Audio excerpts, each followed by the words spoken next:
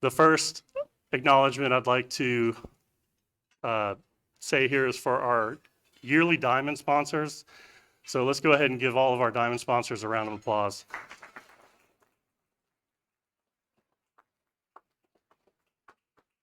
H&TB, Kimley Horn, VHB, Atkins Realis, ATD, All Traffic Data, and Keckenwood. Thanks for your support this year. We couldn't do these meetings or any of the events we do throughout the year without our sponsors, so thank you. So real quick, we'll go through our agenda. We're going to have announcements to begin with, and we'll introduce our keynote, have a presidential address for all the events through the current year. We'll go through our mentorship program, graduation, announce the scholarship winners and award winners, and then we will introduce our 2025 board, and then followed by the incoming president's goals and initiatives. So the first announcements, I'd like to invite Tyler Martin up here to talk about the technical challenge.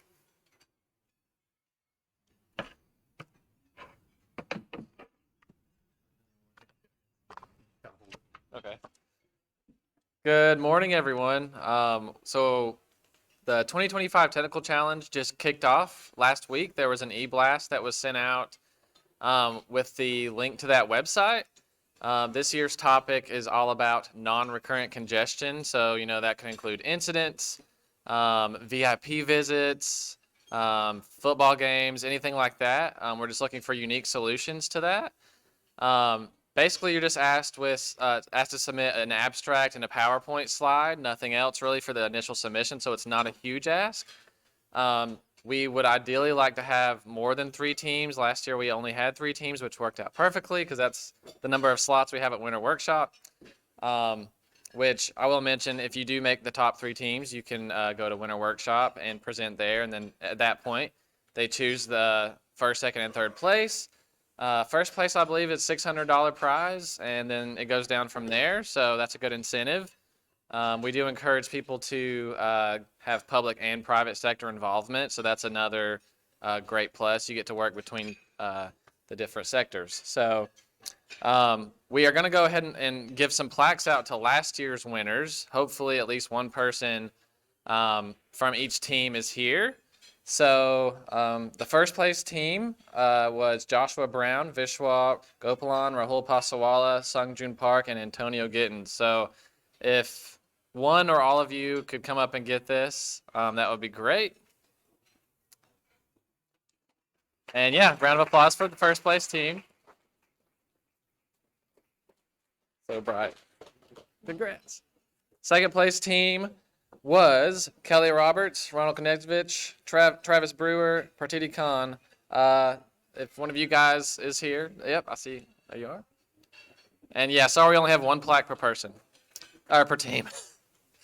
And the third place team was Borden Polk II, Christopher Gallion, Kumari Devuri, and Michael Moore. So congrats to all the teams.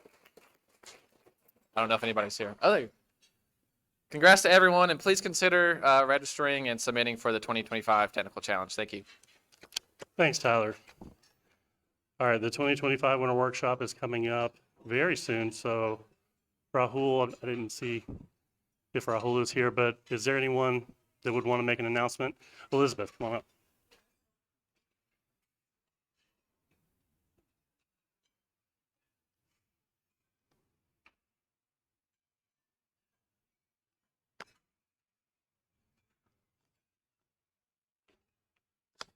Thanks, Robinson.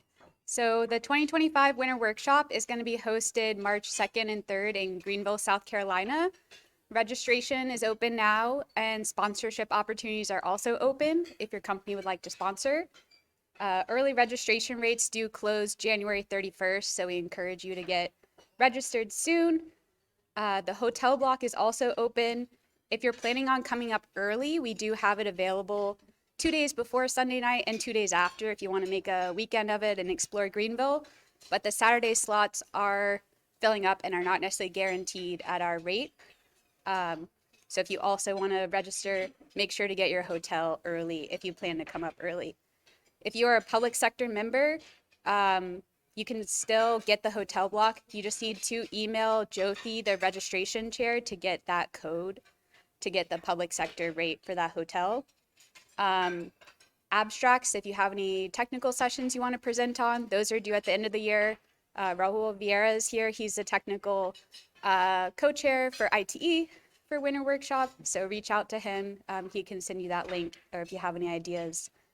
And something new and exciting that we have for this year is a technical tour. We're going to do a bike tour with e-bikes on the Swamp Rabbit Trail in downtown Greenville.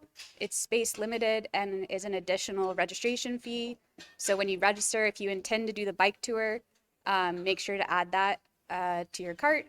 And note that it is at the same time as the group project slot. So there will be a question in registration of, are you going to opt out of the group project? If you intend to do the bike tour and you register for it, please say that you're opting out of the group project. And that's it.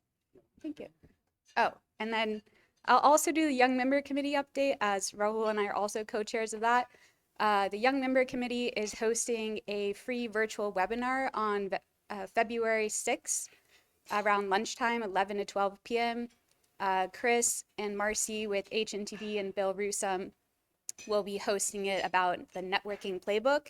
So we will send out that link in an upcoming e-blast so you can get that Zoom link to participate. Thanks, Elizabeth. It's a little bit farther away, but the summer seminar is coming up in 2025 in July. It's chaired by Jared Wall and Andrew Park. I didn't know if you wanted to say anything, but it's July 20th through 23rd coming up next year. Go ahead and reserve your room and plan on coming down. Quick update, Chair for the Technical Committee, I will be reaching out to last year's members, and if anybody else wants to join in, our first meeting, we're looking at the later portion of January to get that up and started, so looking forward to it. Thanks, Andrew. All right, so this year we're going to mix it up and do something a little fun. Got to keep it fun and Christmas related. So I'm going to hand it over to Andrew Antwiler. Hey, good morning. Mike. All right, for your entertainment this year, we inserted a new version of trivia into the annual meeting. This version's a little bit different than 9 years ago. Sprinkled throughout today will be 4 trivia questions, which will cover ITE, engineering, and sports trivia. To make it a little easier for this crowd, all the answers will be numbers. So the instructions are, after the question is read, and Mike Holt's going to come join me to ask his first question. So after the questions are read completely, the first person to stand up and shout out the answer, and for those of you in the back, you're going to have to shout it out, will win a gift card. So Mike and I will do our best to identify the winners, but there are no instant replays or challenges. All right. So, trivia question number 1. The first volleyball competition held at Georgia IT Summer Seminar was held what year? You must stand up and shout the answer. 1992. No. 2004. No. No. No. Keep going. No, no. No, no.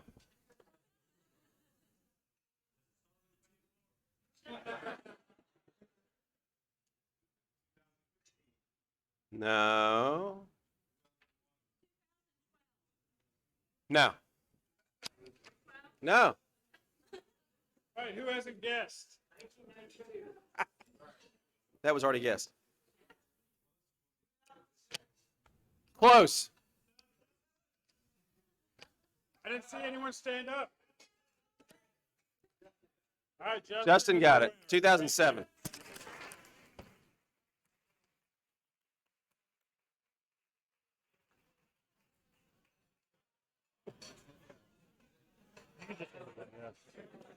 It's gonna take a while to get up here, so. They're later. Yeah.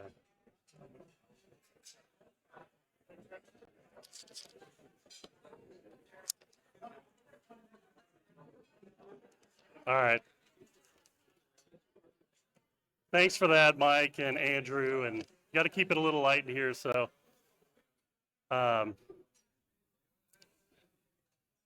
Thanks for the support this year, and we look forward to summer seminar coming up this summer. All right, our next speaker is going to be the keynote speaker, Commissioner Russell McMurry. We appreciate very much having his time to come here and speak to us. It's been a few years. I had to go back and look, but it's been 4 years since we had the commissioner speak with us, so definitely want to extend our thanks for that.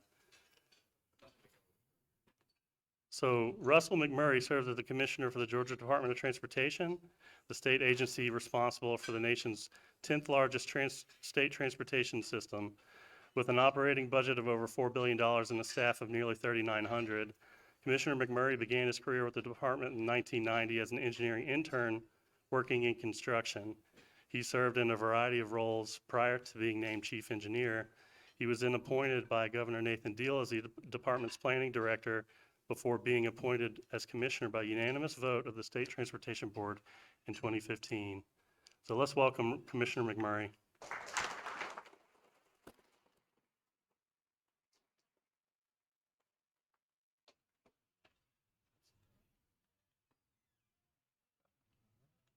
Well, thank you, Robinson, and it's great to be here. I can't believe it's been that long. We might have been at Merrimack's at that point, but it's great to be here at Maggiano's with you. You all will be in a food coma in about 10 minutes. So bear with me, and I really enjoyed the trivia question. I figured it was going to be Clemson national championship numbers, Mike, but okay. And I really are excited to hear about the technical work of non-reoccurring congestion. So I did hear that of special events like maybe having the POTUS, the First Lady, and the President-elect all come into town at the same day within an hour or two of each other at 2 different airports. Nothing like non-reoccurring congestion that gridlocks Atlanta. So I'm glad you guys are working on that. I think maybe we just send a message to the White House to tell everybody stay away, and we'll be good. So let me know how that comes out, because we will certainly deploy that at DOT. I really want to give a shout out to John Hibbert. Where's John? Somewhere? John? I can't see. All right, thanks. I didn't think you'd clap for him, but that was really nice. John helped put this slide deck together, so it's going to be a little bit of me catching up with the slide deck. And I changed it, John, too, so don't worry if this doesn't look like what you thought. But the notion was to talk a little bit about future of mobility, and I really appreciate what you do at ITE to really think about mobility, safety number one, and then mobility, and how do we do that in a very smart way, and think about truly solving today's problems and looking forward to the future. And so my intention today is to sort of walk through some of the things in a view into the future a little bit. And hopefully we can do a little Q&A. Robson, only got like an hour and a half of slides, so I think we should be good for Q&A at the end. But that's my intent, is to talk about some of the things going on at the department as we look toward the future. And all of you, I'm very encouraged as I look through this room about what you do to contribute to the future that we want here in Georgia and across the nation. So with that, I'm going to start with a view all the way out to 2050. My gosh, that's only 25 years out within a few weeks, right? And in transportation speak, or dog years, it's not that far. And I'm looking at this room and know many of you in it. And some of y'all were worried about how you were partying like it's 1999. And you were worried that is our traffic signal controller going to work when it turned 2000? If you were working in transportation at that point, raise your hand. All right, so a good number of you. Look at all these old people, all those new members, young people. Look at all these old people. But those are valid concerns. So I suggest to you that the year 2000 doesn't seem like that very long ago to many of us that have hair my color or hair at all. And but going to 2025, we'll be here before we know it. So some of the great work our planning division did was we really got to think about mobility for the future for freight. And the snapshot here of a very big chart that you probably can't see in the back is on the left side, basically shows that freight tonnage moved on rail and road in Georgia by 2050 basically doubles, 91%. So I tell everybody, if you've got, just use double vision. If you see a truck today, in 2050 there'll be 2 trucks. And so if you drive our interstates, you know how congested they already are. So, and then on the right side, we're able to break down Georgia's commodities movement by freight and freight growth being agribusiness, warehousing, and distribution, and then some other industries. But this is congestion cost, okay? So there's cost with congestion. You all know that, right? We can calculate road user cost. We can calculate delay cost. But what we see is more than doubling of the cost of delay by commodity type, which is not good for the economy or the bottom line. So guess what happens if congestion cost drives up the price to move freight? It just gets passed on to us as consumers. So this is not good economics, which means we've got to figure out how do we plan and prepare for the future. So being able to take O&D data and doing growth data and looking at data, we're able to parse out the routes of where freight flows today and forecast into the future. And you can see by the manufacturing, distribution, and food and ag where those freight flows are happening independently, which is a pretty neat view that was hard to do many years ago. And if you put them all together, you get the map there with Georgia that looks like a 3D map. The wider the line, the more tonnage moved on those corridors. And it's probably not a lot different than you expect. A lot of the tonnage moves on the interstates, but I look at I-16 down there. That's pretty amazing to see how much tonnage starts moving on I-16. We all know where the Port of Savannah is, and obviously its continued growth has a big impact on freight movement. So the study that planning did identified a funding need of about $89 billion out to the year 2050. We don't have that. So we're going to pass the hat before we leave. I'm just kidding. All right. We've got to work on funding, right? So that's one of the things. So we see this future of freight and understand what it is. We've got to plan for it, prepare for it. And when I think about freight, don't just think about capacity, okay? We got to think about optimizations of our systems, right? Our networks. And of course, all of you who work at ITE certainly helps in a big way from that. So that economic growth, a lot of that has been manufacturing. And, you know, Georgia is like becoming the e-mobility capital of the nation with a lot of economic growth in and around e-mobility with Archer Aviation. Who's ready to go fly in a eVTOL? Nobody? Nobody's ready to fly in an eVTOL? Okay. Parachutes don't work, by the way, so. All right. Man, nobody's risky here. Okay. Wow. Okay. Obviously, Hyundai Motor Group down in Bryan County. Anybody been by that lately? It looks like that when you drive by it, which is massive.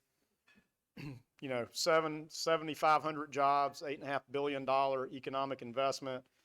Started just a few years ago, breaking ground, and they're actually producing EVs today. It's amazing to see the economic growth. But we have a tremendous e-mobility. As we think about the future and e-mobility, it's going to continue to evolve and change. At the pace that everybody believes, probably not, but it's still, Georgia will still advance e-mobility opportunities in a big kind of way, and we certainly have a big footprint and presence in that.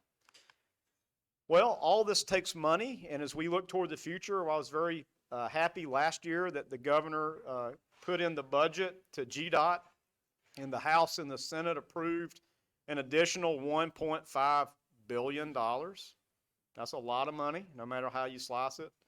And it did a lot of important things. But part of that conversation, and I'll come back to it, was this growth that we're seeing, especially in manufacturing and agribusiness as well. Because, let's not forget that Atlanta is going to grow by over 2 million people by 2050. That's a lot more people here, right? So we're going to continue to grow over 2 million in the metro Atlanta region alone. So with that budget, we're able to do many things. One was to put almost $100 million into airport aid. The biggest part of that went to replacing the Griffin Airport. So we're moving Griffin Airport and creating the Griffin-Spalding County Airport. About $47 million for that. The rest of the money went to support aviation around the state, which is very important for economic development and growth. That airports are of sufficient length and width to get jets in and out. Because again, that's how business travels, to look at sites for economic growth. One of the big wins was $250 million to cities and counties under something called local roads admin or funding. And so this helps city and counties basically repave their roads. The cost of doing business, the cost of doing business is this, excuse me. The cost of doing business is this. We're paving about 40% of the miles of the road that we used to with the same budget. So our dollars are not even going half as far due to increased cost.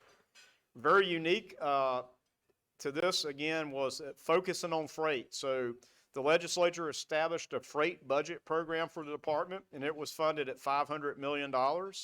Or you could say $500 million, because that sounds better, to start working on projects, freight projects, like widening I-16 from Savannah, from I-95 up toward the Hyundai plant. So you can see that, again, that work, that planning, you have to fund it. And so that project moves forward. The capital construction money, $593 million, helps us advance projects ahead. So if you think about living in a physically constrained world, when project cost goes up and you only have so much money, what do? We move projects out to another year because we don't have money to do it in the current year. So the $593 million advanced projects, and I'll show you what that means in a minute on the next slide, but in the capital maintenance was $50 million again, but just because, again, we're only doing about 40% of the miles we were previously. So pretty amazingly is what the impacts of those statistics look like for the freight and capital construction. Out of $1.93 billion, we were able to accelerate 42 projects. Does that sound like a lot for over $1 billion? Doesn't to me. $1 billion just doesn't go quite as far as it used to. But we were able to speed up projects by over 40 years as well. So if a project was sitting out in fiscal year 27 and we moved it into 25, we moved it up by 2 years, right? So the combination of the 42 projects totaled almost about 43 years of speeding projects up. One example of that is who's been through Macon, Georgia in the last few years? Yeah, this is interactive. I know you got a fork in your hand, so don't throw any food, okay? Well, we had the last phase of the project at 1675 in Macon that we haven't even bid out yet, and it's sitting in 2028. So we're going to be able to accelerate that one by 2 years and finally finish the work in Macon. Do we know when we're going to be finished with the work in Macon? I think I heard never. That's pretty close. Pretty close. Not quite that far, but close. All right. And again, the freight money advanced 19 new projects like widening I-16 as an example. All right. Some of the impacts of that, though, is amazing. Out of 17 freight projects, we saw that there was a 37% growth in passenger cars. And again, to that map I showed you, 75% increase in truck volume by 2050. But because we're doing those projects, we'll save $4.3 billion over 150 million vehicle hours saved and 10 million truck hours saved.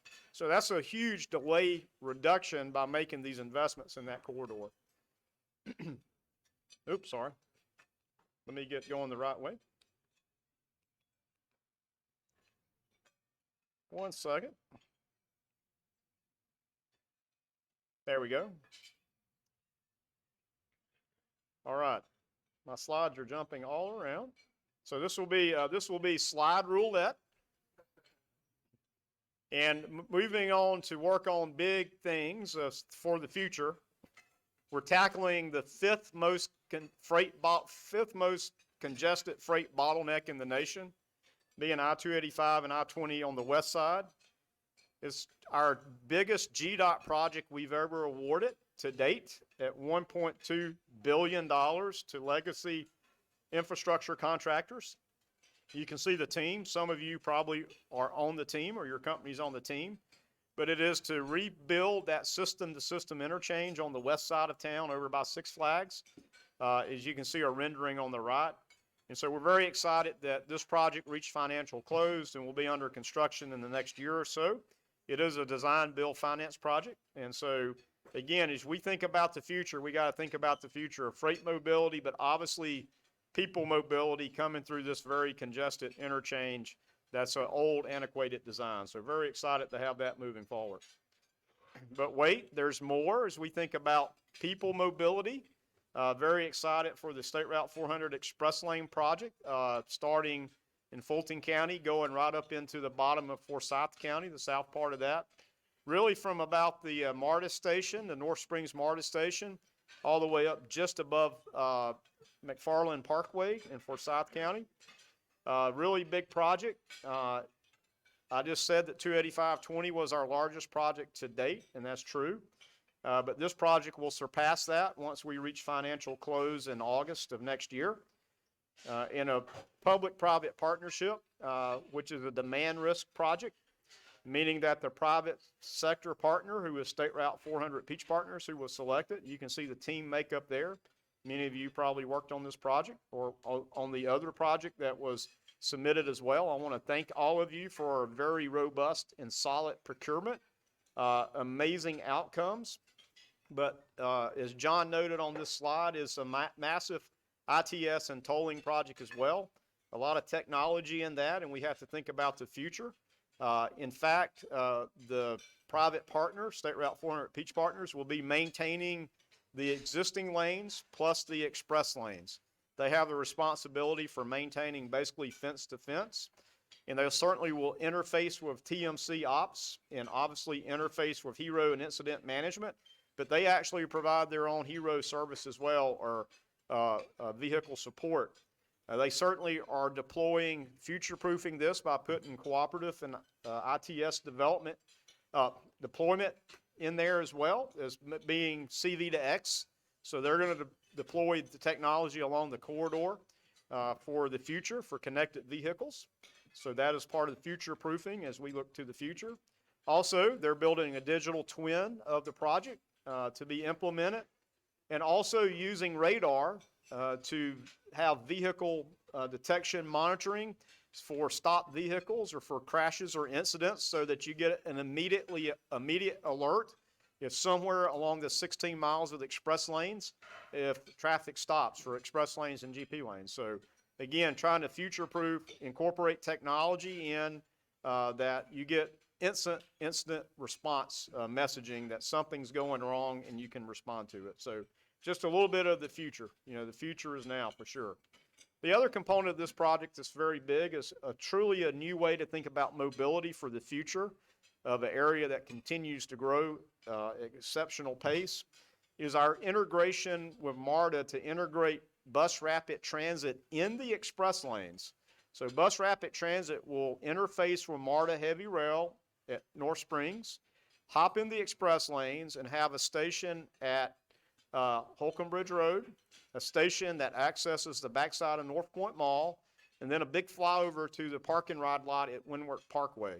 And so, again, we built this tension into the contract that the developer will build these stations out and that MARTA will operate transit in the express lane. So they have the benefit of guaranteed trips and speeds in the express lanes, and they have these inline stations that you'll be able to access transit in 400. So very much like the train, very much like, think about it as heavy rail, just on rubber tire in express lanes. So very excited about this future. And obviously a lot of job centers along that corridor, and glad that this was part of our project. In fact, we put attention in the proposal that the contractors could bid, and both teams bid $26 million to MARTA to help them fund and operate and be successful in operations for bus rapid transit in the corridor. So an extremely large project. It's the future. It's going to be an awesome project to see how it really affects mobility. And again, trying to future-proof using technology from CV to X and radar and everything else along the way to make sure traffic is moving along the corridor. Here's a little bit of rendering of what a MARTA station might look like. This is a rendering, so don't take a picture of that and post it. But this is again, you know, high capacity, high impact transit along the corridor. All right. Speaking of the future, let's talk a little bit about that e-mobility. But wait, if you pay attention, do you see what's in that photo? Is that a Waymo? All right. I'm excited about Waymo. Who's ridden in Waymo yet? A lot of you. Yeah, me too. It's an awesome experience. I rode through downtown San Francisco on a very busy night. Better driver than me. So awesome. So can't wait for Waymo to deploy. And obviously with May Mobility, some big announcements coming our way here in Georgia. So very excited about that. But we got to charge vehicles, right? So very excited that we've moved forward on deploying our National Electric Vehicle Infrastructure Charging Program.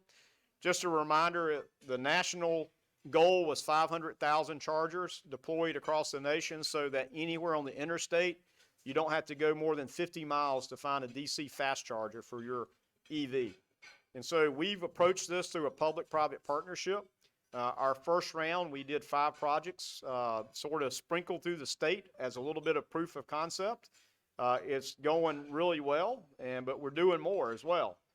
We're working to now expand this across the entire state. We're in active procurement, reviewing proposals, so that we can build out the EV network, charging network here in Georgia. And so a lot of success. It's a public-private partnership where the federal dollars help compensate the private developer for the capital cost, but also help pay for operations up to 5 years. So it's a little bit of that sort of startup mentality that we deployed of how do we incentivize and incite the private sector to deploy EV fast chargers. And, you know, with the catalyst being the federal NEVI money. I might say too that we're doing this with private dollars and federal dollars. So Georgia DOT dollars are not being spent on this. So it's pretty neat to see how this is all working together. Again, we've got 33 locations that are under procurement right now, and we're reviewing those proposals as we speak. But wait, there's more. We really got to think about our connected future, right? And broadband's a big part of that. And, you know, through COVID, everybody saw the impacts of broadband and the necessity of broadband for many reasons, for work, for school, for telemedicine. And so we know that we need to be able to do more for broadband, and always think about our interstates as the rivers of commerce. We think about the freight flows. I showed the maps of freight and moving on interstates, but interstates truly are rivers of commerce for many reasons.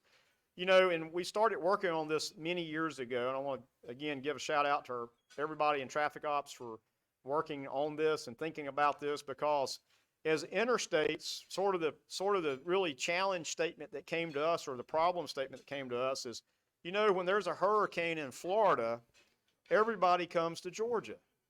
And they happen to come up I-75. And it's pretty bad. It's pretty gridlocked, right? Valdosta is always terrible. And we just didn't have a lot of coverage with our cameras and data, probe sensors and signs. We just didn't have a lot of coverage in that part of the state when something bad like that's happening, and often power goes off and you just really don't have much, you don't have a lot of data to know what's going on from a Tismo point of view. So we're really trying to figure out how can we help that situation, and so that we can message and help traffic management and just keep people moving during those very difficult times. So, but there's more ability to do that if we can deploy fiber along the interstates. Then it opens it up for, again, the future, for connected vehicle technology as more and more vehicles become connected and at the different levels that they may be at. Listen, everything that's cellular has to go back to broadband at some point, right? So cellular technology is very important. CV2X is very important, but it all gets back to broadband at some point. And also, the connected vehicle of the future as well, of freight and freight movement. How do we position ourselves by having better ITS equipment along the corridor so that we can prepare for the future? And lastly, there's really a benefit, again, for those other things, education, telemedicine, if there's an ability that the private sector could use that broadband. And that's exactly what we did, was come up with a public-private partnership to do a couple things. One is just simply deploy the broadband installation through design-build contracts across the state, across the interstates.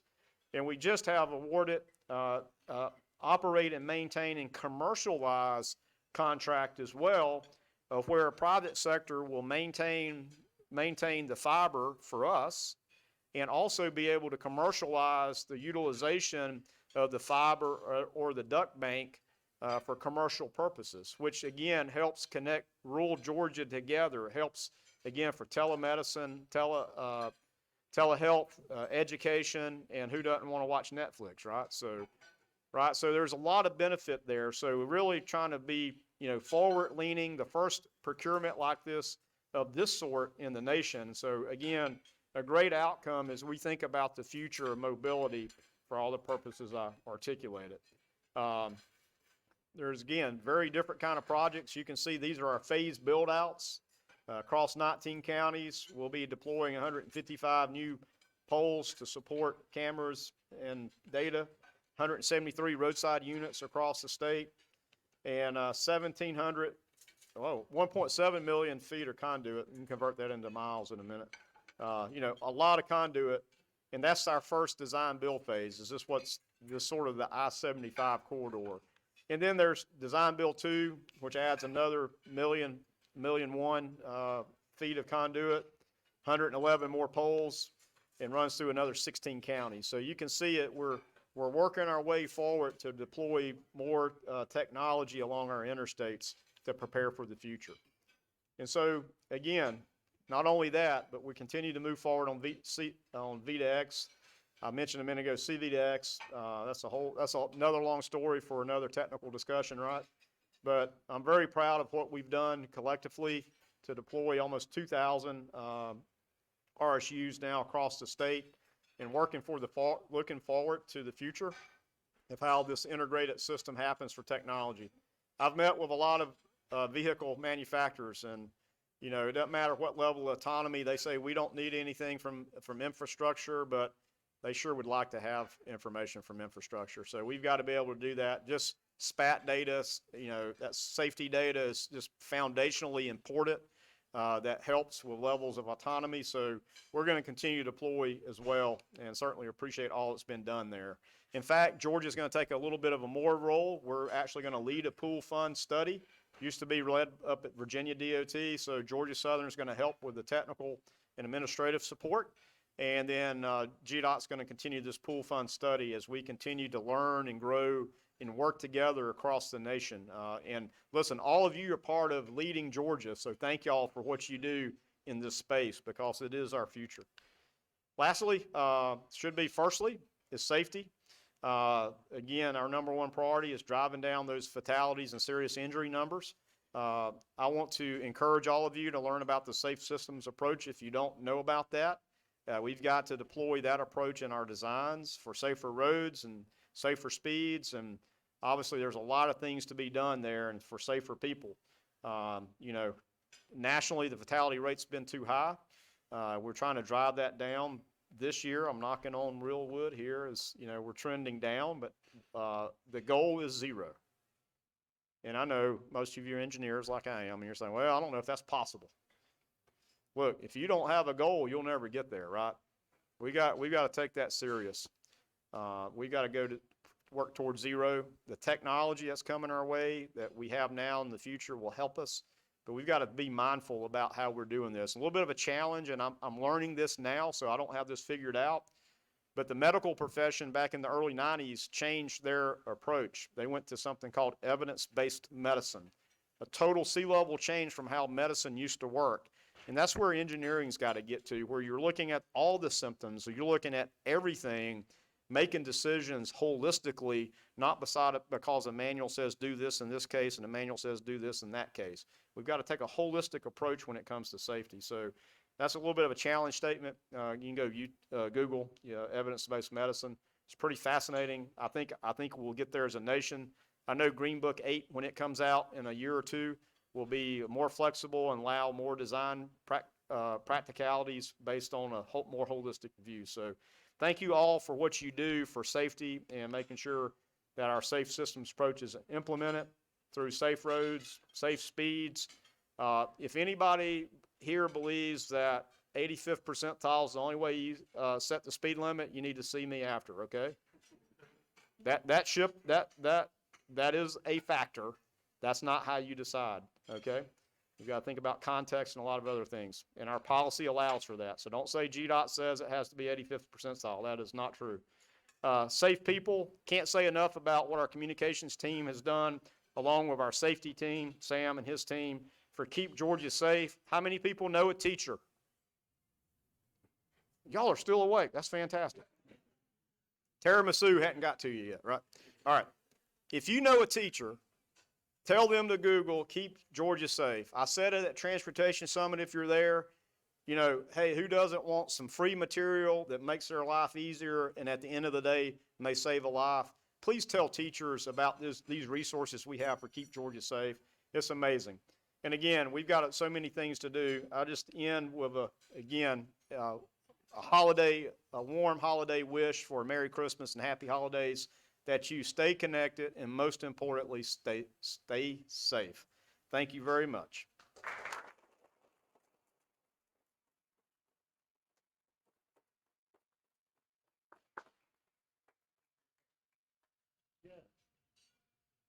I think we have a few minutes for questions if anyone wants to. And if you're in the back, you're going to have to speak up. So any questions?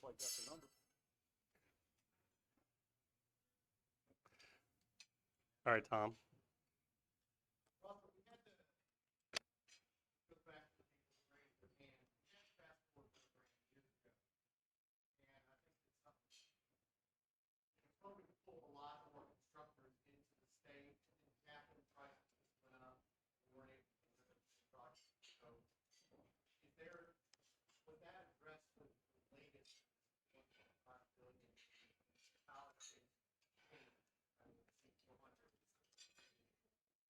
Yeah, so thanks, Tom. The question was sort of like, we had a program before, thought it was going to bring a lot more contracting, a lot more work.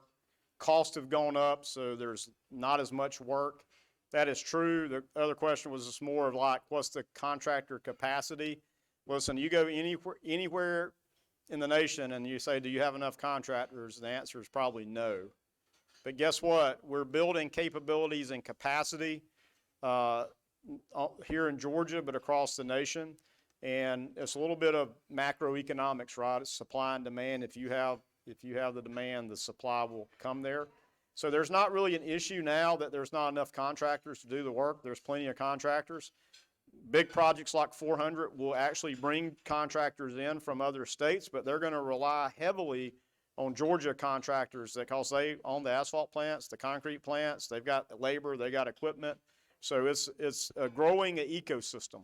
And as we work forward on 285, we're under procurement now on 285, which is even bigger than 400.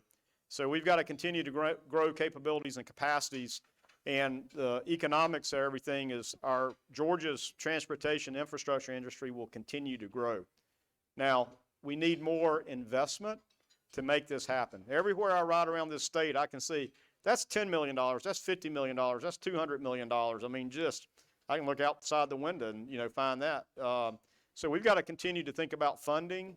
long-term. We're celebrating in January 10 years of HB 170, which was an additional $1 billion to Georgia DOT per year. And like I said in my comments, $1 billion just doesn't go as far as it used to. It goes about 400 million, you know, quite honestly. So costs have just continued to go up. Are costs going back down? No, they're going to stabilize. I'm not an economist, but I play one at work when I'm not being an attorney. And y'all know I'm not a traffic engineer. So, but anyway, thanks for that. I'm not too worried about it. I think the laws of supply and demand ultimately take over. Are there some tensions, or, you know, does everybody have fully staffed, you know, everybody fully staffed and happy? No. You know, that's the economy we're in, but those cycles go up and down. The $1.5 billion came from state general fund money, okay? So the state's budget has done very well. So it came from that. So hopefully there will be more of that. I don't know. I certainly have asked, but we'll see what happens. But, you know, long-term funding is a big concern, not only for Georgia, but at the federal level and nationally as well.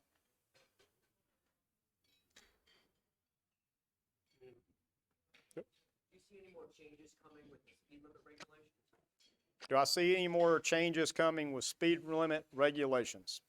From a statutory point of view? I'm not aware of any. Let's go ahead and give. All right.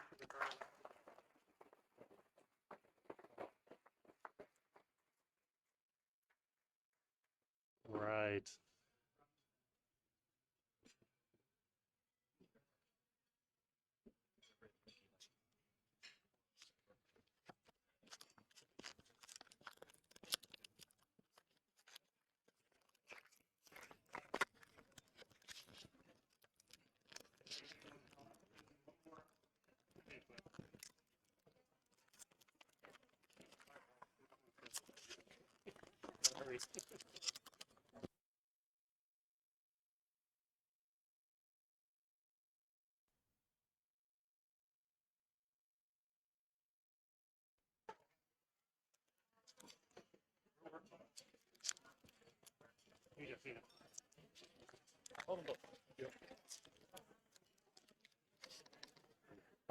All right, don't eat my cheesecake. That better. Kate, don't eat it. Okay. Trivia question number 2. How many roof support ribs is ribs technical? Is that what it's called? It's very graphic. How many roof support ribs are at Georgia Tech's McCamish Pavilion? Start calling out. Nope. I see some of y'all counting. Y'all are, yeah. 48. Nope. Nope. Wrong direction, y'all. No. Let's do the stand up. Nope. Wrong way. 36. Kind of in the ballpark. No. No. No. We're getting, okay. Higher. Lower. Huh? Yes! Thank you.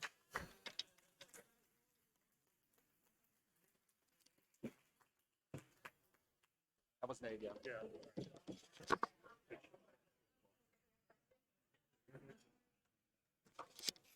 All right, thanks, Sean and Andrew. Next up is our 2024 review. We're going to start out with Bing, updating the numbers, and then Sam is going to talk to us about the year in review. I'll hold it. Is it better if I hold it? Okay. Hi, everyone. Okay, so my first IT meeting back from maternity leave, I have the pleasure of presenting after Commissioner McMurray, so no pressure. No pressure over here. Just a quick financial report. Our beginning balance in the beginning of 2024 was just over $95,000. And we had our normal income and expenses throughout the year. through all of our monthly meetings and all of our exciting events. And we ended the year, well, we ended the end of November at 147,000. And then we have a little bit more expenses and income just in this month, but we're projecting to end the year just over $129,000. So exciting because we did have a moderate income this year, which means that we'll be able to have some more exciting events for next year. That's all I have for the financial report. Where, oh, I was like, where'd Cam? All right. So I'm going to give a 2024 review, and this will be part of my presidential address. And really, sadly, my first time really getting in front of y'all as president of Georgia section. So we'll get through this. So first off, we have an outstanding section, and the volunteers that actually take the time and put these committees together, chair the committees. It's absolutely amazing. As I've gotten more used to seeing what other sections have done across the United States, we really do stand out.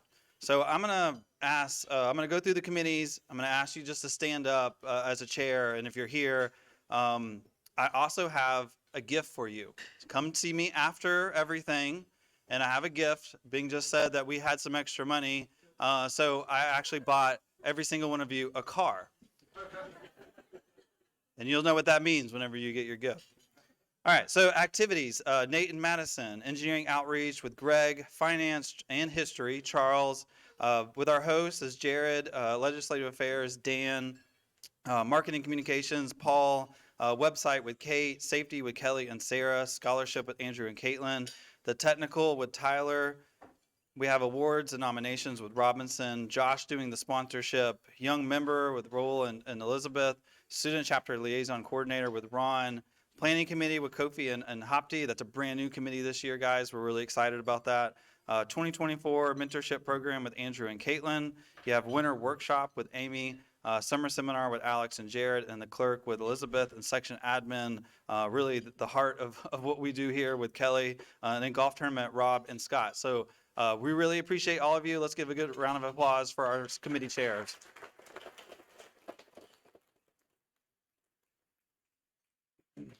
So my personal opinion, the most difficult job as you work your way up is the vice president job. You essentially pull on many conferences every single month by finding a speaker, finding a location, make sure it fits within budget. It is extremely difficult. And I think, Christy, you've done an outstanding job this year. And it is shown in our numbers, average of 95 people a meeting. And that includes the numbers for this meeting and what we're looking at. 20 different speakers, hosted another outside event in Avondale Estates, which was terrific. Focusing meeting on planners, going to the student chapters. We went to 3 of them this year, and covering a variety of topics with EV charging, infrastructure, connected vehicles, safety, etc. So let's give a round of applause for Christy for the amazing job she's done.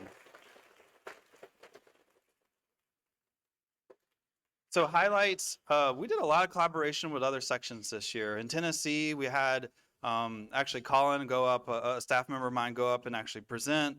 North Carolina, there was a lot of coordination with, and to my knowledge, was first time that we have actually held a board-to-board idea exchange where we actually met with them and walked our way through what we were doing. Deep South, we had the replica training where over 100 people showed up and did work with Alabama as well. Total of around 13 activity events. 6 of those were from our young member committee, which is absolutely outstanding. If there's one committee that does stand out when we're talking at leadership at a higher level within IT, it's the young member committee. And they ask us questions on how we're doing so well. So I know Elizabeth's here, and Raul, I don't think he was able to attend today, but outstanding job on y'all's committee. The annual golf tournament, the 3rd annual Mar Traffic Grand Prix, doing a mock road safety audit, and doing what was a staple for us throughout the years is that joint ITE-ITS Braves game. The safety committee really stepped it up this year. They did 7 committee events which focus on the safe system approach. So each one of their meetings, they brought in experts to talk about those elements and principles. And we also had those technical committee day events with the simulation day and the virtual simulation workshop, which also was outstanding.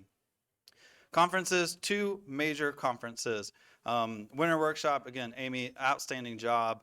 We had around 224 attendees. Summer seminar, Alex, absolutely amazing. I mean, almost 400 attendees this year. And 31 sponsors, 12 exhibitors, 15 presenters across 12 different sessions, tons of technical content, but also tons of fun stuff to do as well, including volleyball, 5K, and the golf tournament. We're award-winning section. So Leadership ITE, Amy graduated this year. Andrew is going to be our, following that tradition, has already been accepted into 2025, so we're very excited for him. I won a couple of awards as well, which is pretty exciting. It just can't kind of happen back to back to back once it got to district, once it got to international. But I'm very humbled to be Young Member of the Year for all of ITE. That's a big thing for me, but really it's a showcase for the section, and it amplifies what the section is doing. And then Outstanding Large Section Award. So last year we won our 8th international underneath Robinson. And if you did not know, that is the lead in terms of sections, in terms of all of ITE. And this year we won our another Best Section Award for Southern District, which brings us to 15 in total. And again, that is the lead in terms of Southern District. So we are doing quite well. My presidential initiative, I came to you at this time last year and said I wanted to do a STEAM camp. And I'm going to walk through what that is. Many of you may have seen it, but I just want to make sure everyone's aware of what we did. This was a collaboration with a private practice named Art It Out. Honestly, we couldn't have done it without them. They did a majority of the work. They built curriculum. They had therapists in the sessions, leading the sessions, and did all the marketing to get kids in there. And so what was the reason? Why did I want to do this? Well, the main reason is we have a shortage of engineers, and we need more engineers. And so the mission of the camp was to get kids to be curious and promote their innovation, to create awareness in transportation and traffic engineering, to build skills like collaboration, active listening, and problem solving. And in terms of the preparation, we have to thank GDOT and what they did. We actually held it at the TMC. GDOT was super supportive. We actually turned this into a recruitment event for GDOT. And so every one of the kids that you see here is a future GDOT engineer, and we're very excited for that, including my daughter right over there, right in front of the traffic signal. This couldn't have been done also without our sponsorships, MV5, Thomas and Hutton. They made it happen as well. The ability to actually give scholarships, which I'll hit on later on, is also big thanks to these 2 firms. And of course, like I just mentioned, Art It Out did an absolutely amazing job. They brought in these therapists, and then anyone that was actually volunteering at the camp and saw how the therapists were leading the camp, we're very thankful they were there, especially with our 5th grade boys. They were a handful. They like I mentioned before, they developed the marketing plan. They came up with all of the materials that we worked with. So you're seeing here like the group assignments that we did, all transportation related, super creative. We broke it out into different groups that were led by therapists, led by volunteers from ITE. We even had goodie bags. The goodie bags had stuff from ITE, GDOT, and from Art It Out itself. So in terms of that delivery, that's what the curriculum looks like. This was the schedule, so they built detailed schedules. And I'm going to give you a quick preview of everything that we went over. So this is the first one. And these are, in this picture, it is actually kindergartners. And we had a great way of actually telling them what the classification of a roadway is. And that sounds really precise for like a kindergartner, but it was really fun, and they were actually able to take it in. Next up was traffic counts and actually getting them to count people, cars, bikes, etc. And this was another outstanding activity for them. Making their own license plate was a lot of fun. Building their own steam cars, going out into the hallway and racing them together. And then pedestrian signal timing, where we actually had the kids role play. And so they pretended either to be maybe disabled or older or younger. And so we told them, you got to walk slower or walk faster. And so we taught them actually how to do pedestrian signal timing. And these are our 5th grade boys. So if you are looking for interns, I would start here. These guys were great. Traffic jam, this was the kids themselves built out their own roadway network. And they were able to work together and actually figuring out how to make one place connect to the next place, which was really, really exciting. Building a bridge, so this is more the structural component of it. This is our the second day with our older kids. So they were able to build the bridge, test it, test the structural integrity, and then eat it, which was great. Sign the Way. So this, again, getting kids interested in knowing what signs are. And as you can see, we busted out the MUTCD, and that was very exciting as well for them. Points of conflict, looking at the points of conflict, this had a really good overlap between the therapy side and the engineering side, and the kids really enjoyed that. And the last but not least, but was building that actual real challenge that we laid out in front of our older high school students. And this is challenges we deal with on an everyday basis that they were trying to figure out. We had Hero come out and actually give tours to all of the kids. And I guarantee you, as everyone walked away, they knew what 511 meant. And they knew what to call it. And actually, I've had a couple kids actually follow up and say, well, how do I become a Hero operator? And then I was like, well, we can definitely set you up. Do not worry. Georgia State Patrol came out. They came out in full force. They brought out their Ford Mustang. And the kids had a great time asking the trooper questions about traffic safety and also getting in the car and turning on the lights. So these are our goals that we laid out. We wanted to have 1 day for elementary, 1 day for middle and high school. We completed that goal. We wanted to have at least 30 campers per day. We actually had 40 per day sign up. We wanted to focus on those engineering skills and social emotional learning, which I just showed you we did. We wanted to give a priority to economic disadvantaged kids and female campers. And with those sponsorship dollars, we were able to put out $2,600 in scholarships for these kids to be able to attend this camp. And we had around 30% of the campers were female. We did the breakout sessions with Hero and State Patrol, like I mentioned. We hosted those back in July. We had 16 therapists with 3 graduate interns lead this, and we had 22 Georgia ITE volunteers being a part of that event. The parent feedback was outstanding. They didn't understand why they didn't have this when they were a kid. And we had plenty of parents ask why they couldn't go in the TMC to get a tour, but it was only for the kids. We didn't need a bunch of parents walking around as well, but they were very excited about all of it. They kept asking us about when the next camp was going to be had. And really, guys, all in all, this right here makes me know that it was worth it. This is Bryce. He attended the camp. I remember Bryce. He was super interactive. His mom reached back out to us and said, Bryce can't stop talking about engineering. And so on his first day of kindergarten, it's going to be hard for y'all to see, but I'll show you what it says. Right there on the bottom, it says, I want to be an engineer when I grow up. And so that was outstanding.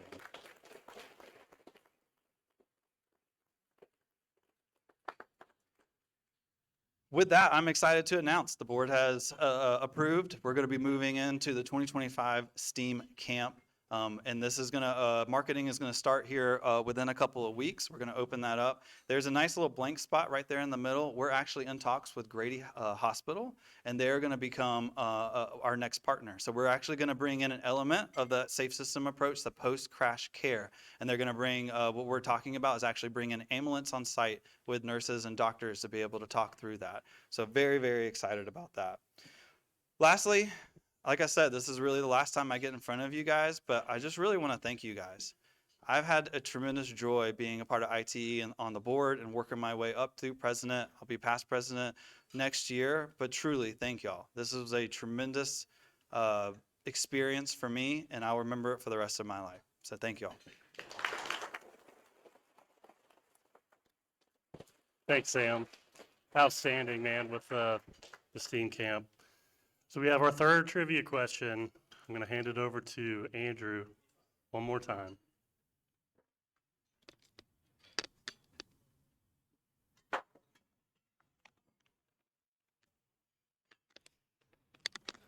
All right, third question. Now you guys have to stand up to answer because I can't pick out your voice.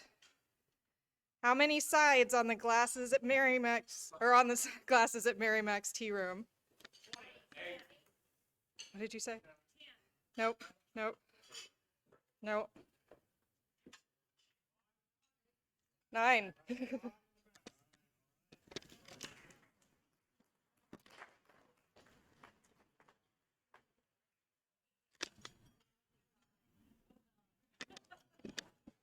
Thanks, Kate and Andrew. All right, now we're going to talk about our mentorship program. This year it was chaired by Andrew Lewis and Caitlin Stewart, and they're also going to talk about the scholarship winners. Thank you. So Andrew and I were a dynamic duo this year, and we co-chaired both the mentorship and the scholarship program. So I will be announcing all of the mentorship program participants, and then Andrew is going to be announcing all of the scholarship award winners. So in the effort to save time, I will ask that we all hold our applause to the end. But every mentor and mentee that I call out, please come up here and we'll take a nice little group photo. So the mentorship program is a 7-month-long program where we pair young industry professionals with more experienced and seasoned members. There's been some ongoing debate on, how senior you need to be in order to be a mentor, but I think it's all about, the wisdom that you're willing to bestow on younger professionals. This year, we expanded the program to 8 mentor-mentee pairs from 6, which we're very excited about. Our technical program covered topics such as presentation skills, politics and relationships, financial management, networking, work-life balance, management skills, and working with different types of personalities. I would also like to thank all of the people who came and spoke at these technical sessions. We aren't able to put on this program without having amazing industry professionals like yourself willing to come and speak to our participants.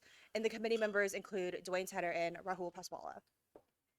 So, Jared Allen with Kimley Horn was mentored by Jody Peace. Vishwa Goplin from Jacobs was mentored by Robinson Nickel with Atlas. Susan Jen with Atkins Realis was mentored by Sean Coleman with Kimley Horn. Y'all can start making your way up here. It's going to be a long trek to get this group photo. And come get your plaques.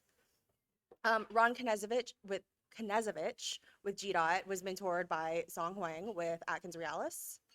Chris Moultrie with AACOM was mentored by Juan Darte with Kimley Horn. I know how to pronounce your names, you guys, I promise.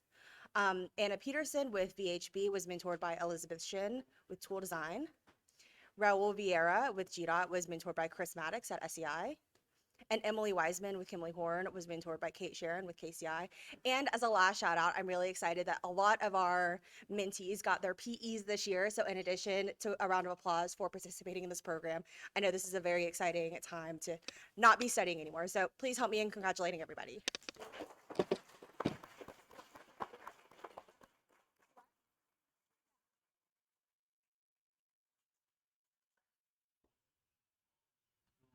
Yeah, can we do a group picture and then we'll move on to the scholarships? 2 rows.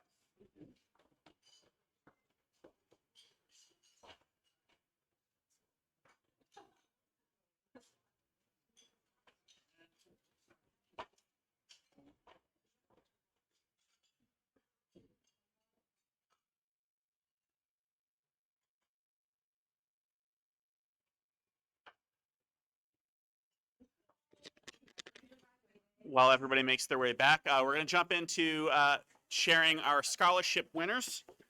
I guess here, Caitlin, I'll give you those. So Caitlin and I also, we were the dynamic duo. We co-chaired the scholarship committee as well, which was a pleasure. For those of you who aren't aware, we have our scholarship fund since 1986. It's been continuing to grow and grow and grow every single year. This year, we're very excited to be awarding $50,000 in scholarships. Thank you. Before we announce and bring up, the handful of our winners who are able to be here present today, I just want to take a moment to thank everybody who has helped this to be possible. Caitlin's been a phenomenal co-chair with me this year. This is my 3rd year as the committee chair, and then I'll be passing the baton. And I want to thank our committee members. If you are on the committee, if you wouldn't mind just standing up for people. Our scholarship committee, Raul, Susan, stand up. Stand up. Scholarship committee. He wasn't listening. You guys can sit back down.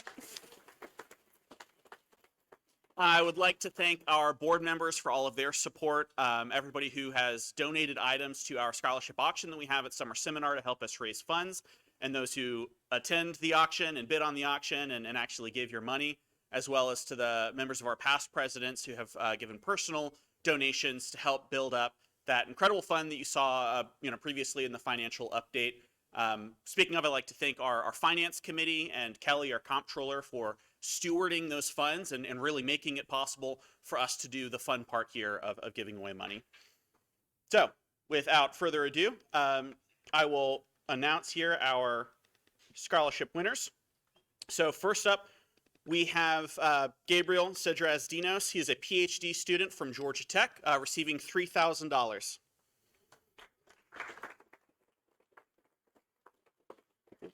Next, Christian Douglas, a PhD student also at Georgia Tech, receiving $3,000. Caroline Muheath, a PhD student also at Georgia Tech, receiving $3,000. And Tony here, Tony's the first one who's actually here. So Tony, go ahead and stand up. And those of you from here on out, as your name is called, come forward. Caitlin will give you your check and then stay, and we'll get a picture of you guys later. But Tony here is a first-year master's student at Georgia Tech, where he just received his bachelor's degree in civil engineering, and he is receiving a $3,000 scholarship today. Next up, also here, Eric, please stand up. Eric is a second-year civil engineering student at Kennesaw State University, and he's receiving a $3,000 scholarship today. One of two from KSU this year, which we are very excited to have that participation. Next, Manuel Cuadra. Manuel is a PhD student at Georgia Tech, receiving a $5,000 scholarship this year. Adair Garrett is a PhD student at Georgia Tech, receiving a $5,000 scholarship. Abraham, you will stand up. Abraham, last year he received the John D. Edwards Memorial Award as an undergraduate student. This year he is a graduate student at Georgia Tech and is, for the second year, the president of the student chapter of ITE. So welcome up, Abraham. We're excited to give him $5,000 this year. Next, Tulio Subaran. Tulio is a PhD student at Georgia Tech, and he is receiving a $5,000 scholarship from Georgia ITE this year. And next, our other KSU recipient, Patrick Tedder. He is an undergraduate student at KSU, receiving $5,000 scholarship this year. I think we have one more slide before it goes to it. Finally, every single year we have a John D. Edwards Memorial Scholarship. So this is our largest, our most prestigious award. We give it on behalf of John D. Edwards, who was one of the founding members of our scholarship program, who contributed greatly to both the section and to our scholarship program overall. And this is an award that we give to a particularly exceptional student who embodies some of those virtues that remind us of John, namely the technical excellence, that leadership, that dedication to the chapter, to other civic and public organizations, that passion for service, and mentoring other younger members, bringing up people behind them. So this year, we are very excited to share that our John D. Edwards Memorial Award winner, who will be receiving a scholarship of $10,000. This is a master's student at Georgia Tech. They served on the ITE Student Chapter Board as secretary and have actively participated in ASCE as well as volunteering with Habitat for Humanity. They have done internships with the Georgia Department of Transportation and HNTB, as well as a current graduate research assistantship at Georgia Tech. This individual has already accepted an offer to work full-time at GDOT. So praise on that. They'll be working in the ITS department at the TMC. And because of their service, their commitment to transportation, their clear dedication of kind of their career pursuits and what they're hoping to do with their career, the challenges that they are passionate about solving here in our industry, here in our state, we are excited to award this prestigious scholarship to Khalid Idabayo. Come up, Khalid.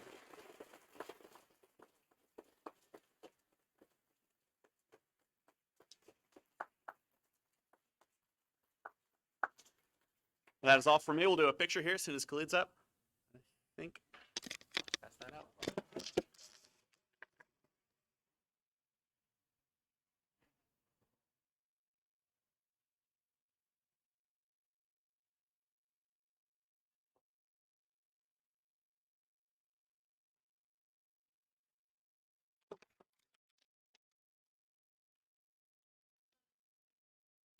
All right, we'll have our fourth trivia question while they're getting their photo.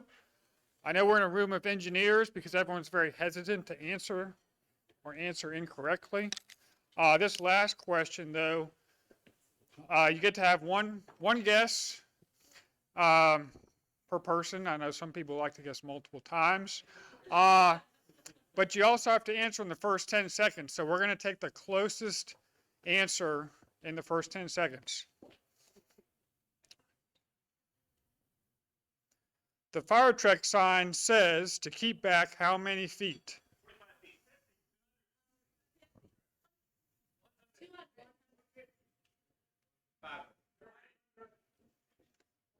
I think that's time. Kate, did you hear? I heard 200 over here.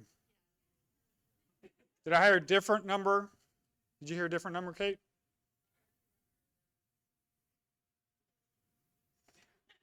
I think Kelly is our winner.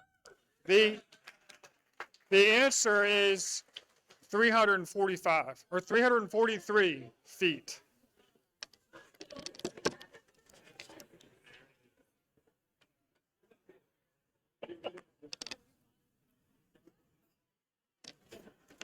All right. That was very specific numbers, so hats off. Yeah. Okay. I promise we're going to get through this as quick as we can.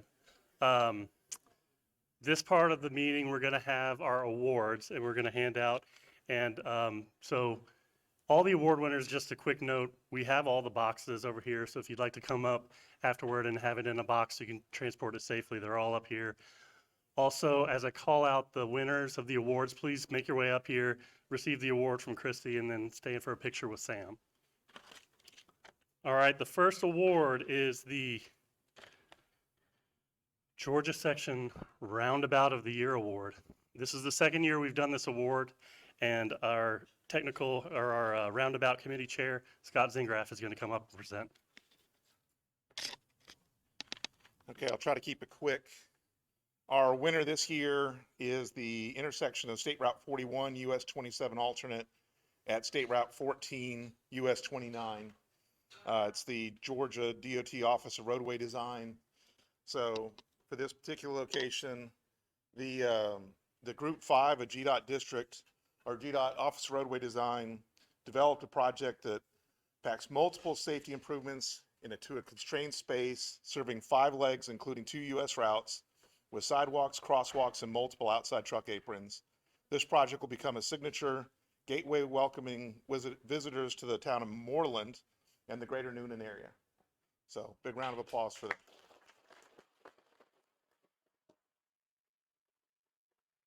Thanks, Scott.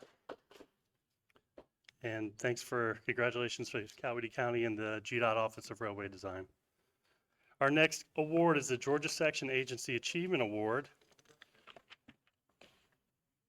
And this award is presented to an agency which has distinguished itself through improvements in the field of transportation to recognize governmental or quasi-governmental agencies, which has made significant transportation improvements in their area of jurisdiction.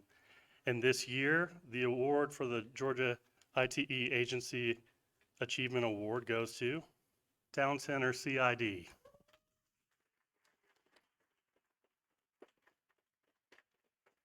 Since its founding in 1997, the Town Center CID has made $63 million in investments and leveraged over $213 million in funding for 84 completed projects.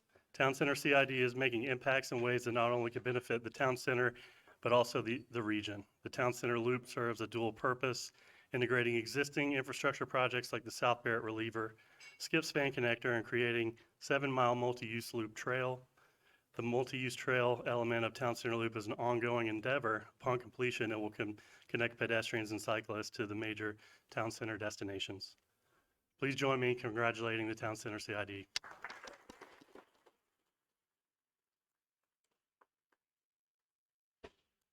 Our next award is the Georgia Section Award for Innovation in Transportation. This award was established in 2011 and presented to a new or upgraded transportation facility or program completed within the past 2 years that fulfills an essential transportation function, provides a sense of place, and incorporates good planning, good design, and/or good operations. This year's Innovation in Transportation Award goes to the Memorial Drive Reconfiguration Project, which was designed and implemented by GDOT's Safety Team, Maintenance, and District 7. So please join me in congratulating the team.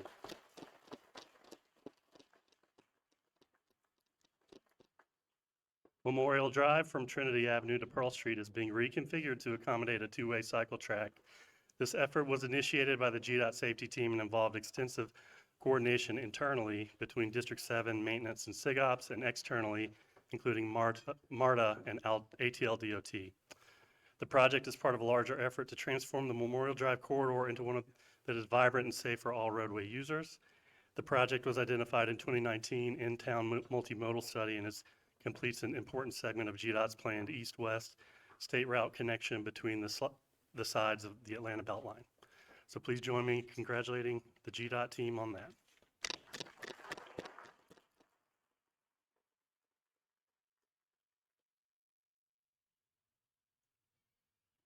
Our next award is for the Marcia Anderson Bomar Young Member of the Year Award. And I don't see Marcia here, I don't believe, so I'll go ahead and read it. The Marcia Anderson Bomar Young Member of the Year Award is presented to a young member of the Georgia ITE section who over their young professional career has contributed significantly to the Georgia ITE and transportation profession. This year's Marcia Anderson Bomar Young Member of the Year Award is presented to Rahul Paswala.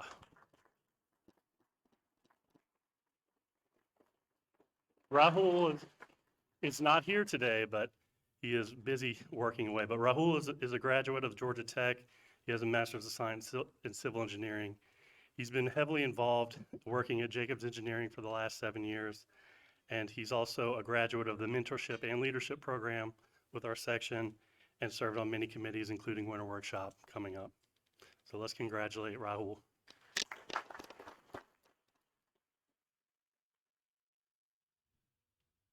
Coming up next is the John D. Edwards Individual Achievement Award. So this award is presented to a Georgia section member who has unselfishly given his or her time and talents to the advancements of the Georgia section during the previous 12 months to achieve the goals of the section. This award was named in honor of John D. Edwards, the first president of the Georgia section of ITE, and he was also an international president in 1985. This year's John D. Edwards Individual Achievement Award winner has been involved with Georgia ITE for over a decade. Over the past few years, he has actively championed Georgia ITE's mission by supporting and leading a variety of activities, particularly in the wake of COVID. In 2023, his years-long involvement with the ITE and ASHE Winter Workshop culminated in the selection of the Georgia ITE co-chair of the event. Throughout the months of the event planning, his enthusiastic leadership and desire to hold a meaningful event played a big part in this iteration of the Winter Workshop being a great success. Not one to rest on his laurels, he went on to organize multiple events for the technical committee this year. This includes the Technical Exchange Simulation Day and VisSim workshops. In addition, he leads the Microsimulation Subcommittee. He has been extremely thorough with the work he's done for this committee, and those events were only possible because of the many hours he's dedicated to making them happen. This year's recipient of the John D. Edwards Individual Achievement Award is Andrew Lewis.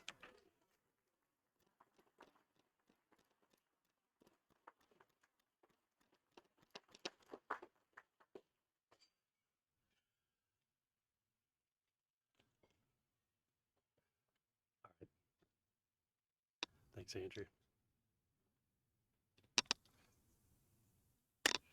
Okay, the Carl Bevins Distinguished Service Award is up next.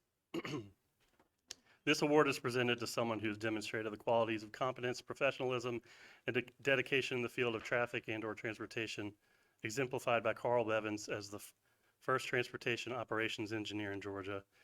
This year's recipient of the Carl Bevins Distinguished Service Award is Dwayne Tedder.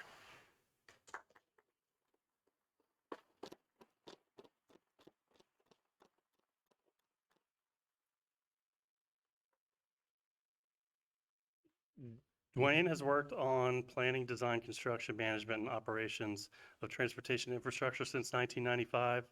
His work has included transportation studies, roadway and traffic design, safety improvement studies, design of traffic signals, signing and marking, communications, surveillance, networking, and ITS.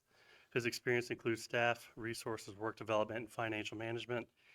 Dwayne is also a past president of the Georgia IT section and has served in many roles and committees, has made significant contributions to Georgia IT throughout his career, but he's most recently served on the Mentorship Program Committee and the past president representative from 2023. Please join me in congratulating Dwayne.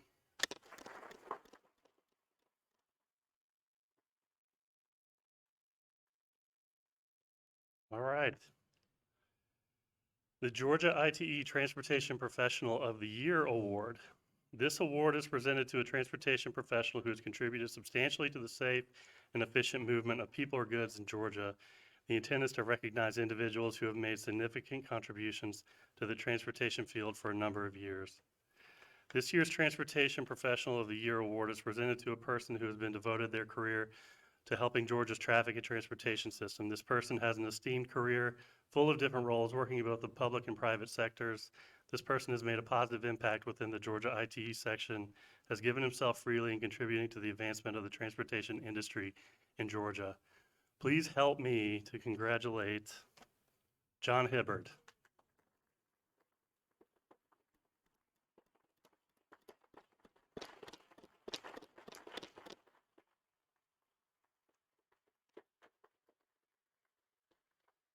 So John has over 30 years of experience in technology-focused traffic management and currently directs Georgia's transportation operation functions, including traffic operations, ITS, maintenance, and utilities.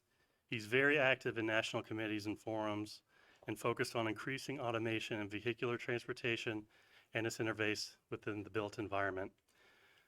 John is also a past president of ITE, has spoken at many events and conferences throughout his time, and has contributed to the industry and the advancement of Georgia ITE. Please help me congratulate John.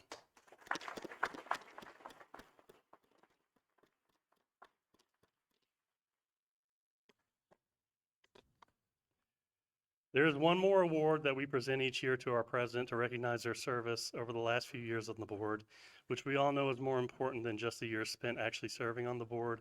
The past year has been busy with many activities, especially as you saw the Georgia ITE STEAM Camp, which was a huge success. And through it all, Sam has provided the leadership to ensure we had a most successful year.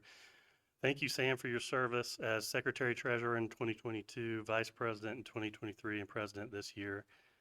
It has been a pleasure serving with you.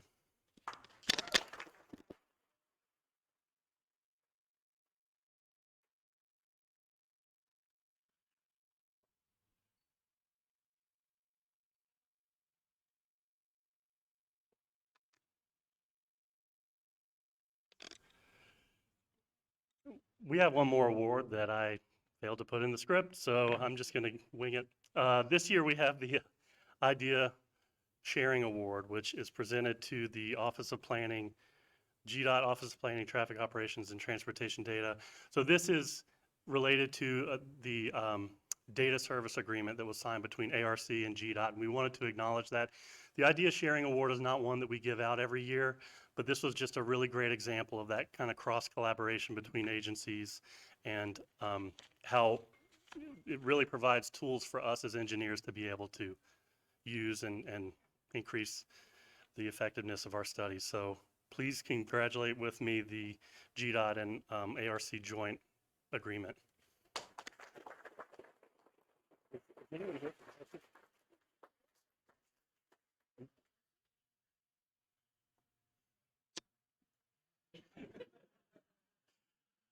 Yeah, sorry about that. Okay, one more set of awards. This is the President's Discretion Award, which Sam is going to present. Thanks, Robinson. And congratulations to everyone who's won. Absolutely outstanding.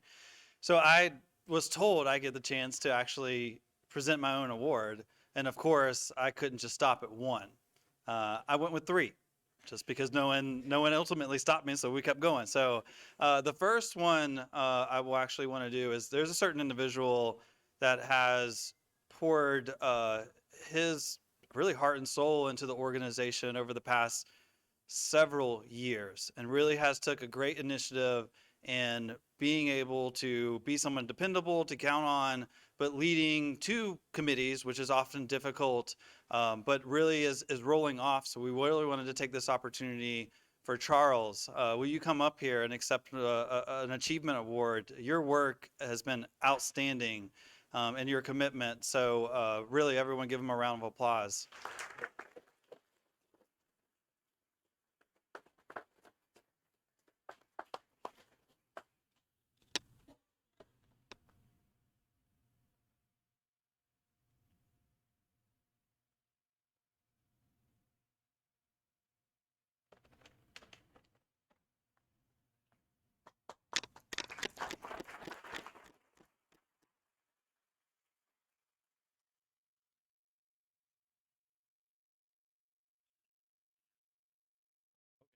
That. 50 years is what he just mentioned to me.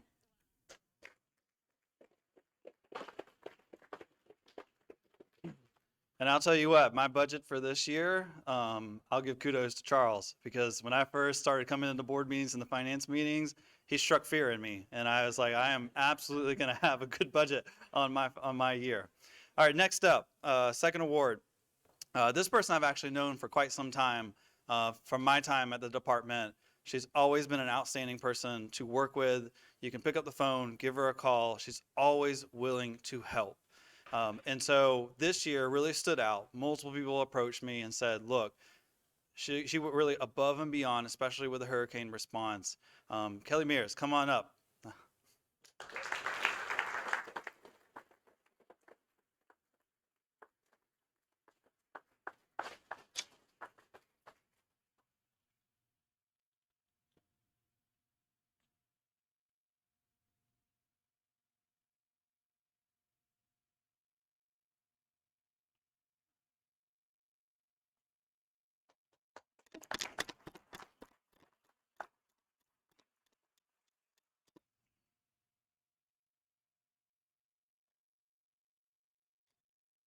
All right. All right, last up, last award that I'm going to be giving out for special recognition from the president. I showed you the STEAM camp earlier, and I mentioned, and I'll mention it again, it really was to the Art It Out Art Therapy Center that made that happen. They came in, did an outstanding job building in the marketing, getting the kids engaged, and putting on that camp. I mean, they built the materials, the curriculum. They even built out a volunteer handbook that we were able to disperse. So my last award goes to the Art It Out Therapy Center, and for special recognition from the president. So Chelsea, come on up.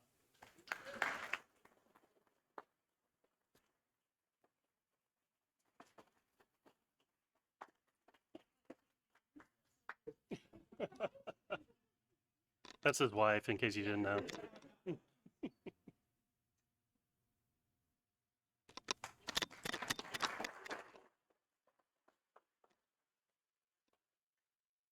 All right. That should say 2025 board. I didn't have good QA/QC on this, I think. Okay, the next section we're going to announce is the 2025 board. And as you all know, this has been announced for the last few months, and we've been in voting for the last couple months. This was actually a very close election this year. Actually, the last couple of years it's been that way. So we'll start with our president, incoming president, Christy John.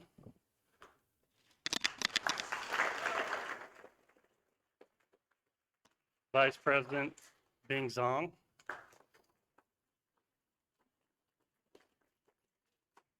Secretary Treasurer, Bill Rusum. Y'all come on up so we can get a picture. Section Rep is Tom Udell.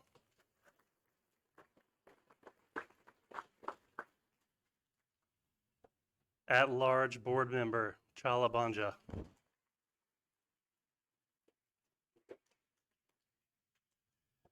And they will be joined by those continuing to serve. Sam Harris is the immediate past president, and Jody Peace is the senior section rep of the district. Let's give our board a round of applause.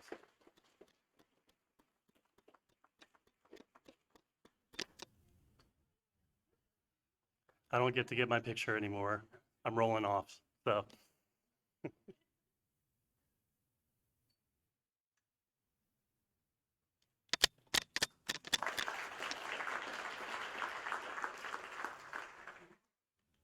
All right, so this part we actually have to do together. So as per our bylaws, we have to read this. First, the candidates will repeat after me, and then we all as a group here today have to officially swear them in as well. So you all just repeat after me, okay? In accepting the, well, let's just all say it together. That's just going to be, okay. Can you read it? Okay. In accepting the office you've been elected in the Institute of Transportation Engineers, will you discharge to the best of your ability the duties? There you go. All right. We've done this before, I promise. I will, right? Okay. Will you uphold the professional standing, honor, and dignity of the Institute at all times by example and precept? Will you be governed by the Institute's Constitution and by the policies, rules, and procedures established by the Board of Directors? And will you work diligently and faithfully for the advancement and betterment of the Institute and its members? All right, everyone in the audience, if you can stand up with me for 1 sec.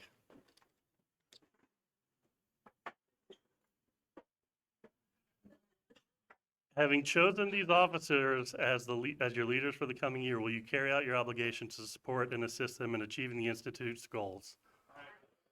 All right, there you go.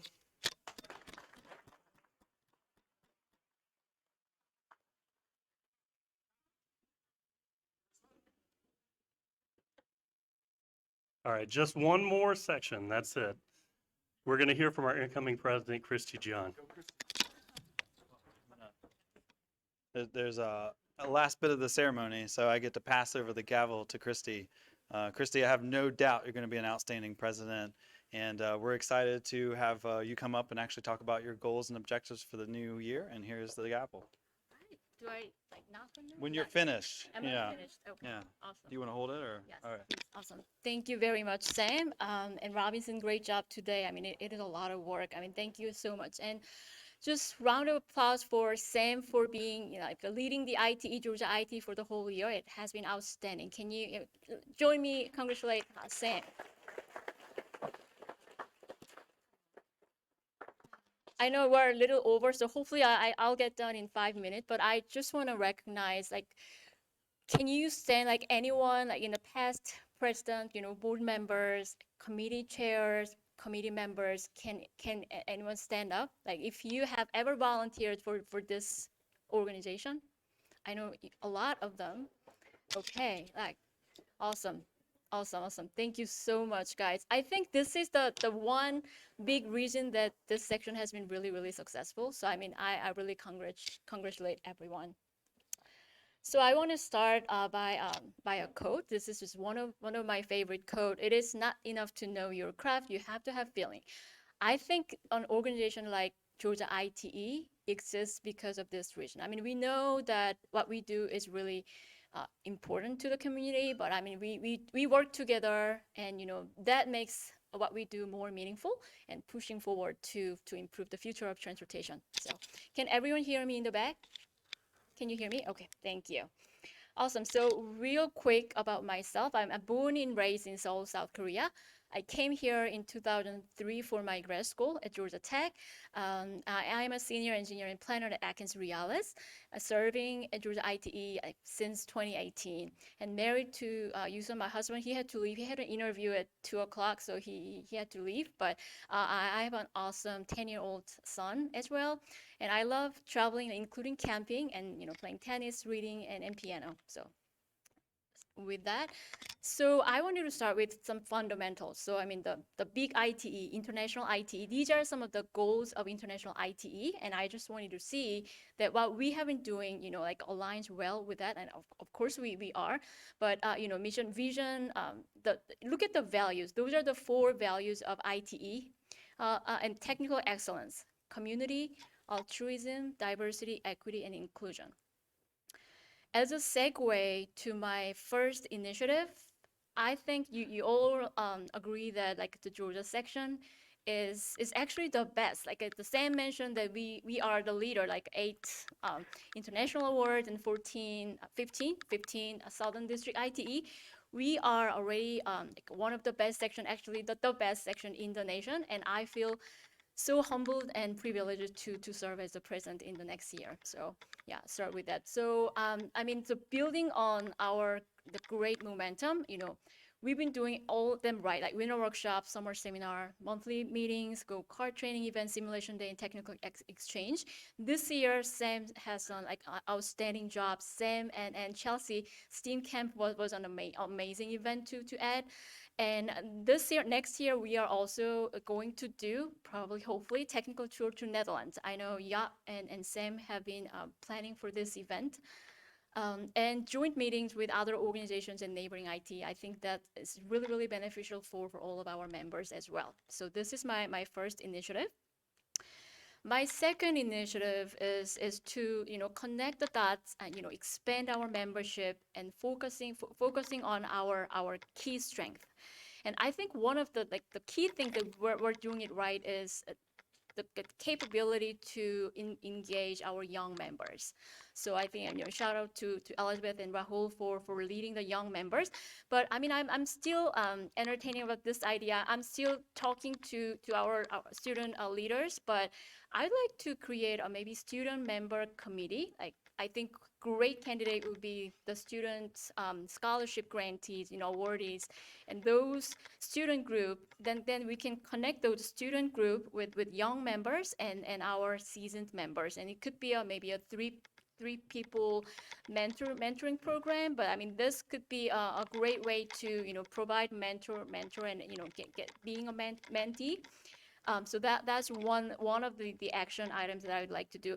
And fireside chat, I think stories really tell, and then stories are really good to motivate and change people. And I'd like to do maybe a webinars, a fireside chat series, and then we can feature their career path and lives of ITE, past president and current president, women and minority leaders.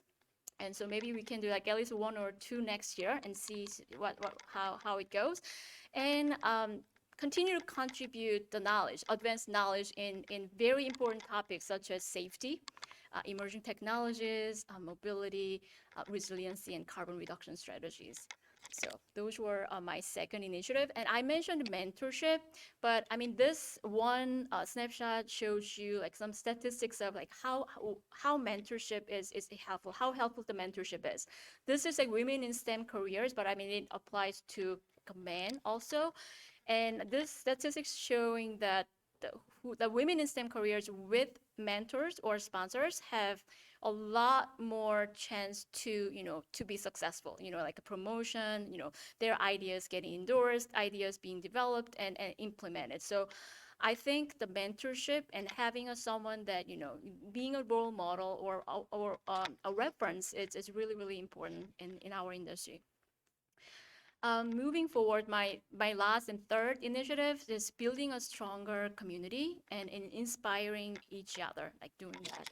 And I would like to coordinate with other organizations, ASCE, WTS, ITS Georgia, and the GPA to launch diversity and equity and inclusion activities. And interestingly, next year, I think all of these 4 organizations that I mentioned, they have a female president.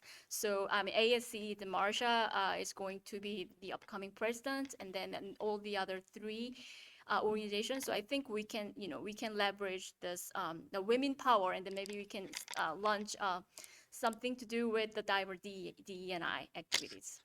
And in terms of engineering outreach, I think STEAM is an excellent example, but I'd like to expand that.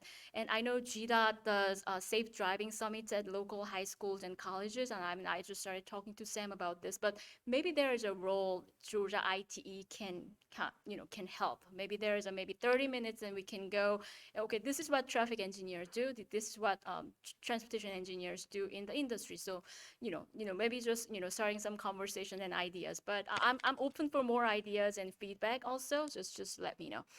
Finally, I would like us to have fun. I mean, we work hard. I mean, we do a good job, working hard, but I also want to, have you guys have fun together also. So we have an activity committees, and I know Nate and Madison has been doing great job, but I was thinking just some ideas. Maybe we can do like we can do a hike together, like once in a while, or I don't know, like people who like read, we can do book club or tennis or pickleball club. I know there's a pickleball champion, one of my colleagues, and I do know maybe we can do a music band. I know John plays instrument. I know Christina plays bassoon. And Nate, I know Nate went to one of the like the most prestigious music school in Berkeley, right? So I mean, we can all donate their talents, and maybe we can learn something new. So with that, I'm really excited about the upcoming year, and I really look forward to all the things that we will achieve together. But save the dates. These are some upcoming events. Elizabeth already talked about the YMC webinar, but winter workshop is March 2nd and 3rd. Southern District IT annual meeting will be in April in Memphis, and this will be combined with Student Leadership Summit. So that's also student chapter involvement. And summer seminar, if you haven't booked a hotel yet, do it quickly.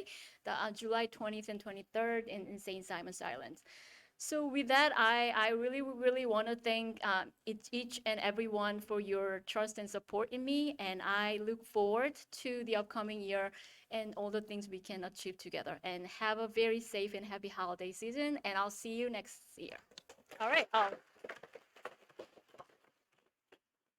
So the meeting is adjourned. That's it. Just a quick reminder, committee chairs and 2024 board members, I do have a present for you, so come see me.